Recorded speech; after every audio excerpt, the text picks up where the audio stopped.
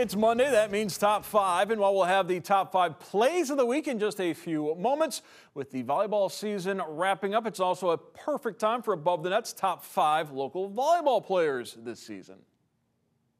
Thank you very much. On this week's edition of Above the Net, we've enjoyed a great regular season. We're getting ready for the postseason. It's time to look back and recognize some of the best players in our area, taking into account the individual and team success. I'm joined by Gretchen Brown and Jordan Schwiebert, two former Toledo Rockets. And Gretchen, let's start with your top five as far as players in this area. Well, the top five that I'm looking at, first is Leah Pike, second Mal Pike, third would be Devin DeZeni, fourth I have Hayden Rodriguez, and fifth I have Lindy Wolf.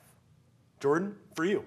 The list that I have together, I also agree. Leah Pike would be my first, Mal Pike, Madison Cowan, Victoria Gray, and Katie Paul. Well, right at the top of that list for both of you, you have Leah Pike and Mal Pike. And Gretchen, starting with you, why those two have to be on these lists? Well, these two are on the list for the start just for the fact that they show up every night, and that's kind of when I went and looked at our list and we were talking. It was kind of like who performs every night that we have the opportunity to see them or we look at their stats. With the Pikes, though, you're talking about Leah, who's hitting a .437 clip on the season. That's pretty amazing, especially for a middle. And you have Mal Pike, who's hitting .262, but both of them consistently are go-to players, and they are key roles for their team. And just very impressive statistics, both players going to Ball State. Very good MAC school to be playing at, and not to mention they're juniors, so they're players who are continuing to grow every single year.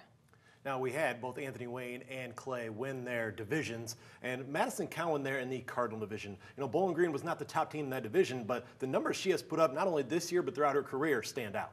Yeah, she's definitely someone who's hit this year 1,000 kills. She's hit 1,000 digs. She's been someone who's an impactful player for that program and one of the best in BG history.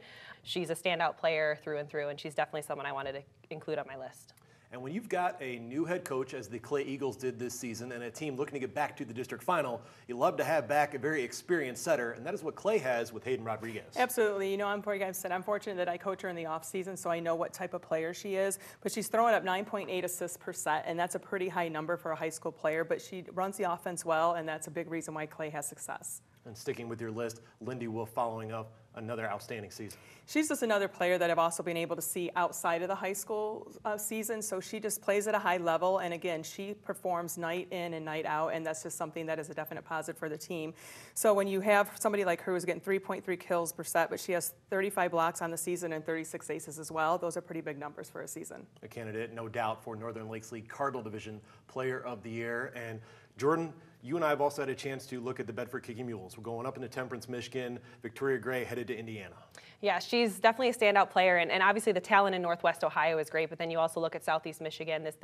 That's a player who is definitely standing out in the Michigan realm. She is someone she's a very dynamic player. She's a player we've been talking about all season, obviously committing to a Big Ten school, which is kind of an amazing accolade, and she's someone who's 16th in Michigan for her hitting percentage, and she's someone who's been on varsity for 4 years, so she's a player who we've seen contributing every single year. And speaking of commits, Katie Paul headed to Northern Illinois, has represented Perrysburg well. Yes, and again, gotta love the MAC representation there.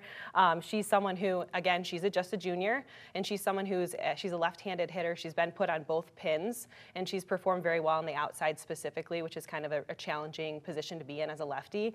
And she's someone who's number 13 in kills for all of Division I, obviously going up against some big-time Division I players. And we could talk about offense all day. That's what gets spectators very excited. That draws the eye of a lot of college coaches. But defense also wins a lot of matches, and Devin DeZeni there at St. Ursula. First ball contact, super important. You can't do anything without it. And so Devin, who's, like you said, going to the University of Florida, she performs night in and night out. She has a tough job as a libero. She covers a lot of ground. So when you're in that left back position, it's been able to cover from sideline to mid-back end line. That's a good thing to have. And she's averaging 3.8 digs per set. Again, that's a really good number in high school ball to have.